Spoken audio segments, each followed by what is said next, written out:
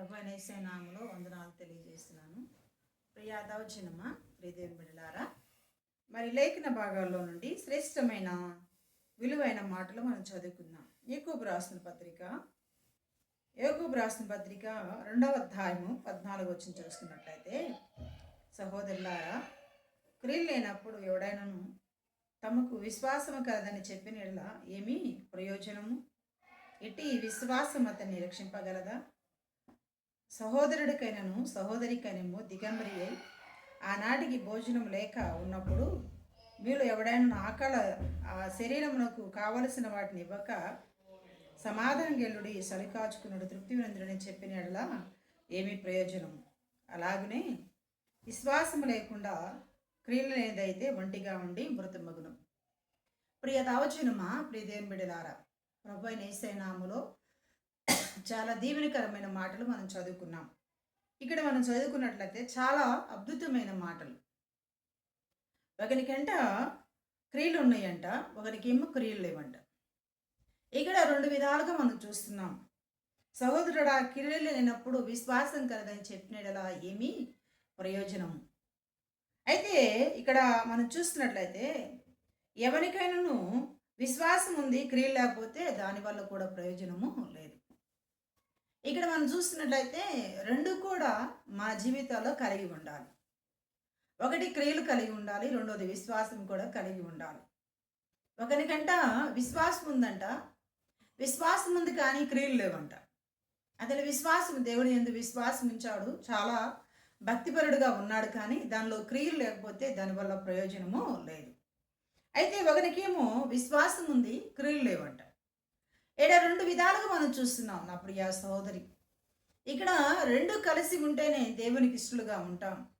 విశ్వాసము క్రియ ఎలాంటిదంటే దేవుని యందు భయము భక్తి ఎలాంటిదో అలాగునే విశ్వాసము క్రియలు కలిగి ఉండాలి. ఇక్కడ మనం చూసినట్లయితే ఒక మనుషుడు వచ్చి అడుగుతున్నాడు. ఏమంటున్నాడంటే, నేను క్రియలు కలిగి ఉన్నాను, నీకు విశ్వాసం ఉంది, నీ విశ్వాసం నాకు చూపించు, నా క్రియలు నీకు చూపిస్తానని మాట్లాడుతున్నప్పుడు ఇక్కడ మనం 2 విధాలుగా మనం చూస్తున్న మాటల్లో క్రియలు చూపిస్తాం కానీ విశ్వాసాన్ని చూపించలేము. విశ్వాసం అనేది ఒక నమ్మకం, ఒక గురి, ఒక హృదయపూర్వకంగా దేవునితో అనుబంధం కలిగింది విశ్వాసం. క్రియలు మనం చూపించగలం ఎలాగంటే మంచి పనులు చేసి, మంచిగా అందరినీ సహకరించి, లేకపోతే పేదలు మరి ఆహారం లేని వారికి, లేకపోతే వస్త్రాలు లేని వారికి, ఈ రీతిగా క్రియలు కలిగి చూపించగలం. కానీ క్రియలు బాగా లేకుండా ఎన్ని పనులు చేసినా, ఎన్ని విధాలుగా మరి నీ జీవితాన్ని కొనసాగించినప్పుడు కూడా దానివల్ల కూడా ప్రయోజనము లేదు. నా ప్రియ సోదరి, మన జీవితాల్లో మనం ఏమి కలిగి ఉండాలంటే క్రియలు కలిగి ఉండాలి. క్రియలు కలిగి ఉండాలి, రెండవదిగా విశ్వాసం కలిగి ఉండాలి. విశ్వాసం అనేది వినుట వలన విశ్వాసం కలుగుతుంది, అది దేవుని గురించిన మాటల వల్ల కలుగుతుందని దేవుని వాక్యం తెలియజేస్తుంది. ఇక్కడ మనం జ్ఞాపకం చేసుకుంటే చాలా అద్భుతమైన మాటలు, చాలా దీవెనకరమైన మాటలు మనం చూస్తున్నట్లయితే అబ్రహామును జ్ఞాపకం చేసుకుంటే, అబ్రహాము విశ్వాసులకు తండ్రిగా ఉన్నాడు, క్రియల ద్వారా దేవుని నామానికి మహింపరిచాడు. ఇక్కడ జ్ఞాపకం చేసుకుంటే అతని క్రియల వల్ల నీతిమంతుడిగా తీర్చబడ్డాడని లేఖనం తెలియజేస్తుంది. ఇదే వచనంలో చూసినట్లయితే 20వ వచనం చూసినట్లయితే చాలా అద్భుతమైన మాట, అబ్రహాము క్రియల వల్ల నీతిమంతుడిగా తీర్చబడ్డాడు. నా ప్రియా సహోదరి, క్రియలు ఎలా చేశాడు అని అంటే, దేవాది దేవుడు మరి ప్రార్థించుకున్నచుండగా, ప్రభువును గణపరుచుండగా, ప్రభువును వేడుకుంటున్న అబ్రహాము జీవితంలో దేవాదేవుడు ఒక రోజున అతనికి చాలా చాలా దీవెనకరమైన కుమారుని ఇచ్చాడు. ఆ కుమారుడితో చాలా సంతోషంగా ఉన్నప్పుడు, నీకు ఏకైక కుమారుడు, నీ వృద్ధాపులు పుట్టిన కుమారుడు నాకు ఇవ్వు అనగానే ఏం చేస్తాడు? క్రియలను కనపరచడానికి మరి ఊరేపి కొండ మీద తీసుకెళ్ళి అతన్ని బలివ్వడానికి ఇష్టపడ్డాడు. అతని క్రియల మూలంగా మనం జ్ఞాపకం చేసుకుంటే, అతడి క్రియల మూలంగా చాలా దీవెనకరమైన వ్యక్తిగా మనం చూస్తాం. అబ్రహాము ఆ క్రియల మూలంగా నీతిమంతుడిగా అయ్యాడు, అంతేకాదు విశ్వాసం మూలంగా కూడా నీతిమంతుడిగా అయ్యాడు. అబ్రహామును జ్ఞాపకం చేసుకుంటే, అబ్రహాము మొదటిగా విశ్వాసం ఉంది, ఆ విశ్వాసాన్ని బట్టే క్రియలు వచ్చాయి.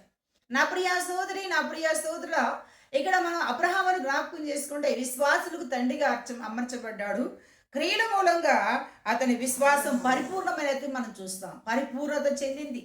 పరిపూర్ణత కావడానికి కారణం ఏమిటంటే అతడు దేవుని యందు నమ్మిక ఉంచాడు. ఇక్కడ 23వ వచనం చూస్తున్నట్లయితే చాలా చాలా అద్భుతమైన మాట. కాబట్టి అబ్రహాము దేవుని నమ్మెను, అది అతనికి నీతిగా ఎంచబడును అని సెలవిస్తుంది. నా ప్రియా సోదరుడా, అబ్రహాములో మొదటిగా విశ్వాసమున్నది. విశ్వాసాన్ని పరీక్షించడానికి క్రియలను ఆయన ఎదుట పెట్టాడు. దేవాతి దేవుడు పెట్టినప్పుడు ఆ క్రియల ద్వారా కూడా చాలా వివేకముగా నగ్గాడు. అంతేకాదు దేవాది దేవుని నామమునకు మహిమకరంగా అతడు బ్రతికాడు. అందుకే మనం చూసినట్లయితే అబ్రహాము విశ్వాసులకు తండ్రి అయ్యాడు. క్రియల మూలంగా అతనికి పరిపూర్ణత వచ్చిందంట. చాలా దీవెనకరమైన ఆశీర్వాదాలు కార్యసిద్ధి నొందినట్లు మనం చూస్తున్నాం. నా ప్రియా సోదరుడా, దేవుని వాక్యం వింటున్నావు. దేవుని వాక్యాన్ని వింటమే అతనం కాదు, దేవుని వాక్యాన్ని ఎందుకు విశ్వసించడం మాత్రమే కాదు, క్రియల ద్వారా అనేకులకు మనం తోడ్పాటునిచ్చేవారు ఉండాలి. దిక్కులేని వారు, దరిద్రులు, ఆకలి గన్న వారు, వస్త్రహీనులు మనం కనబడినట్టు వాళ్ళకు సహాయం చేయాలి. ఇదే క్రియలు అనేవి ఇలాగే ఉంటాయి. క్రియలు బయటికి కనబడతాయి, విశ్వాసం లోపల ఉంటుంది. విశ్వాసముల కర్త అయిన యేసు వైపు చూస్తున్న నీ జీవితంలో, విశ్వాసములకు ఇష్టడుగా జీవిస్తున్న నీ జీవితంలో క్రియలు లేకపోతే విశ్వాసం వల్ల ప్రయోజనము లేదు. మరి ఇక క్రియలు ఉన్నాయి, విశ్వాసం లేకపోతే కూడా దానివల్ల కూడా ప్రయోజనం లేదు. రెండు జోడిగా ఉండాలి. గమనించండి, రైలు పట్టాల మీద రెండు పట్టాలు ఎలాగూ ఉంటేనో ఆ ట్రైన్ వెళ్ళిపోతుందో అలాగే మన జీవితాల్లో రెండు కలిగి ఉండాలి. ఒకటి విశ్వాసం ఉండాలి, రెండోది క్రియ ఉండాలి. క్రియ లేకుండా విశ్వాసం లేకుండా క్రియలు ఉన్న ప్రయోజనము లేదు.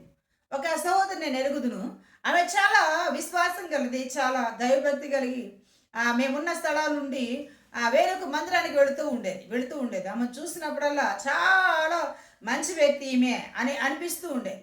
కానీ గమనించిన ఒక సందర్భాన్ని ఆమెను గురించి నేను విన్నాను. ఏంటంటే, ఆమె నీళ్ల పంపు కాడ పెద్ద జగడం పెట్టుకుని కలహం పెట్టుకుంది.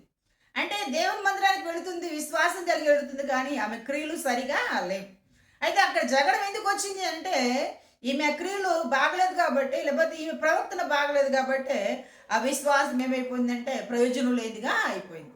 కొంతమంది విశ్వాసం ఉంటుంది, క్రియలు లేకపోతే దానివల్ల ప్రయోజనం లేదు. క్రియలు ఉంటాయి, కొంతమంది చాలా మంచి పనులు చేస్తారు, దేవుని సన్నిధిలో చాలా పరిచయం చేస్తారు. క్రియల ద్వారా మంచిగా మరి అనేకులు మెచ్చుకోవాలని, అనేకులు చాలా ఈమెను పొగడాలనే ఉద్దేశంతో చాలా మంది చేస్తారు. వాటి వల్ల కూడా ప్రయోజనం లేదు. ఎందుకంటే క్రియలు చేస్తున్నాక నీలో విశ్వాసం లేదు, దేవుడు అంటే భయం లేదు, దేవుడు అంటే భక్తి లేదు, దేవుడు అంటే ఆయన సన్నిధిలో విశ్వాసం కలిగి నువ్వు బ్రతకటం లేదు. చిన్న చిన్న విషయాలకు కలవరపడతావు. బాధ వచ్చినా, చింత వచ్చినా, ఏదన్నా సమస్య వచ్చినా దేవుని బాధలు చేరకుండా నువ్వు ఎలా ఉంటావంటే విశ్వాసం లేకపోవడం బట్టి నీ జీవితం తొట్టిల్లేదుగా, లేకపోతే అటు ఇటు తుణుగులాడేదిగా, అటు ఇటు ఒడిదుడుకులుగా ఉంటుంది. నా ప్రియా సహోదరుడా, ఇక్కడ మనం జ్ఞాపకం చేసుకోవాల్సిన మాట ఏంటంటే, మనం క్రియలు ఉండాలి, రెండవదిగా విశ్వాసం ఉండాలి. 17వ వచనం చూస్తున్నట్లయితే, అలాగే విశ్వాసము క్రియలు లేనిదైతే అది ఒంటిగా ఉండి మృతమవుతుంది అని దేవుని వాక్యం తెలియజేస్తుంది.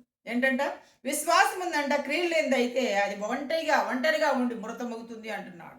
రెండోది మనం చూస్తున్నట్లయితే, అయితే చాలా అద్భుతమైన మాట, చాలా దీవెనకరమైన మాట మనం చూస్తున్నట్లయితే, వ్యర్థుడా క్రియలేని విశ్వాసము అది నిష్ప్రయోజనం అవుతుంది అని దేవుని వాక్యం తెలియజేస్తుంది.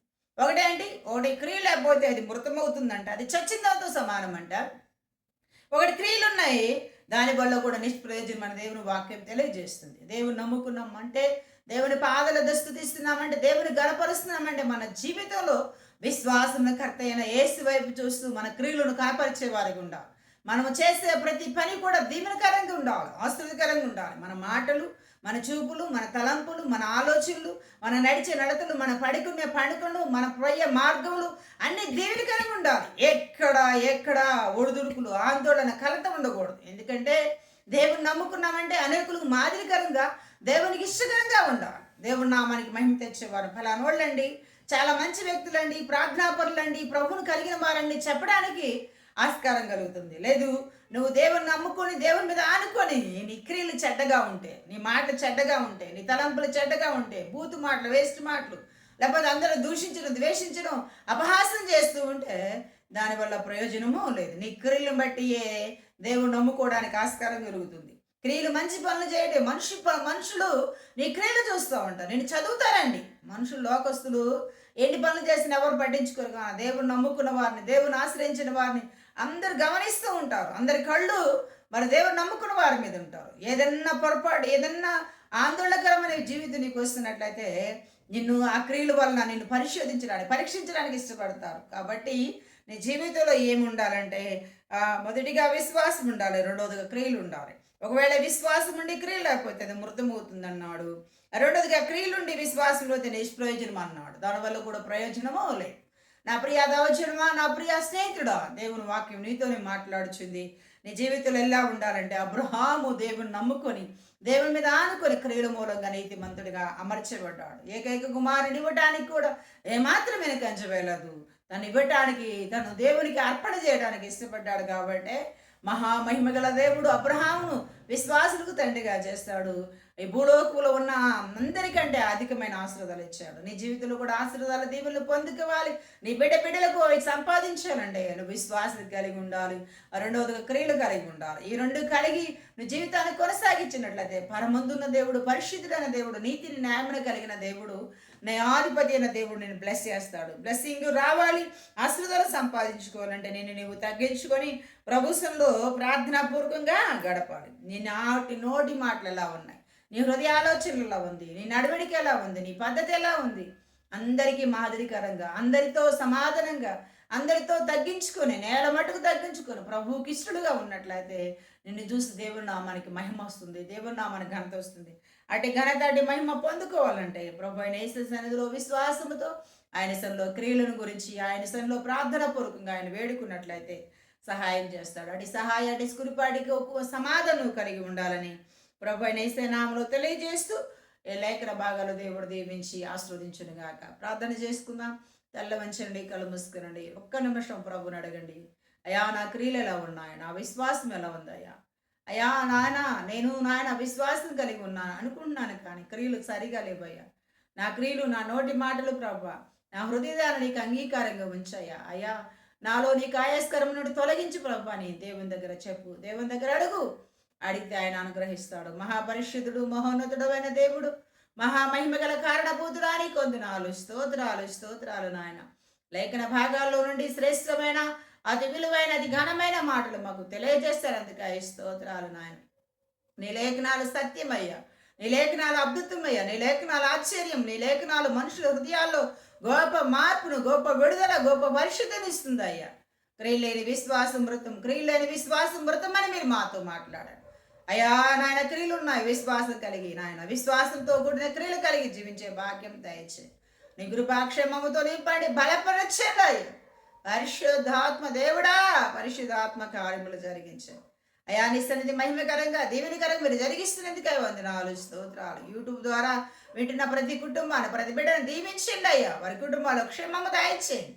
నా మహిమ కొరకు, నీ నామ ఘనత కొరకు వాడబడే భాగ్యం దయచేయండి. అద్భుత రీతిలో మీరు మాట్లాడి మహిమ పొందమని మా ప్రియుడు, మా ప్రాణనాథుడైన యేసు శ్రేష్టమైన దిలువైన ఘనమైన నామములో ప్రార్థించి వేడుకొనిచున్నాను తండ్రి. ఆమేన్, ఆమేన్. నా ప్రాణమా యెహోవాను సంధించుము, నా అంతరంలో సమస్త మా పరిశుద్ధ నామ సంధించుము. నా ప్రాణమా యెహోవాను సంధించుము, ఆయన చేసిన ఉపకారములు దేనిని మరువకుము. తండ్రి కుమార ప్రేమ పరిశుద్ధాత్మ సహవాసం ఎప్పుడును ఈ స్థలంలో కూడిన ప్రతి బిడ్డకును, మరి యూట్యూబ్ ద్వారా చూస్తున్న ప్రతి కుటుంబానికి, ప్రతి బిడ్డకు మీరు దీవెన ఆశీర్వాదాలు దయచేయమని యేసయ్య శ్రేష్టమైన పరిశుద్ధ నామములో అడుగుతున్నాము తండ్రి. ఆమేన్.